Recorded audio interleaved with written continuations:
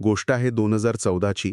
पंकजा मुंडे नुकत्याच मंत्री झालेल्या, पण त्याचवेळी वडील गोपीनाथ मुंडे यांचं म्हणजे आकस्मिक निधन झालं होतं. हो. महाराष्ट्र शोकात होता आणि त्यांच्यावर एकाच वेळी दोन्ही जबाबदाऱ्या होत्या.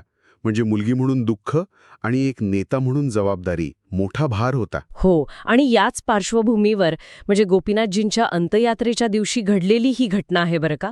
परळीमध्ये लाखो लोक जमले होते. वातावरण खूप गंभीर, भावनांनी भरलेलं होतं. आणि अशा परिस्थितीत एका अनपेक्षित भेटीतून एक वचन कसं जन्माला आलं, त्याची ही म्हणजे एक प्रकारची अंजानी कहाणी आहे असं म्हणूया. हो, त्या गर्दीचं वर्णन आहे या स्रोतात. पंतप्रधान होते, भाजपचे मोठे नेते, कार्यकर्ते, सामान्य माणसं.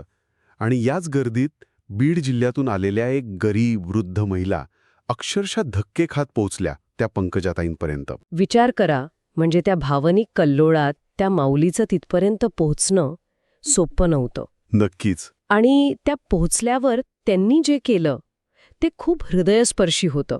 स्रोतात असं म्हटलंय की त्यांनी पंकजा यांचा हात धरला आणि म्हणाल्या, बाळ, तुझं बाबा आमचं देव होतं, आता तूच आमचा आधार आहेस.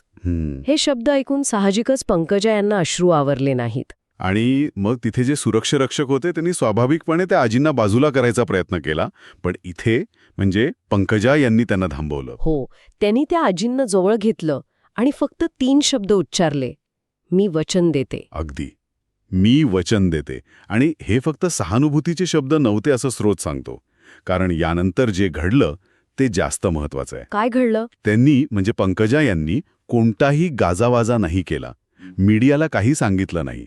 अत्यंत गुप्तपणे त्यांनी त्या आजींच्या गावाचा दौरा केला. नंतर अच्छा, म्हणजे प्रसिद्धीपासून पूर्ण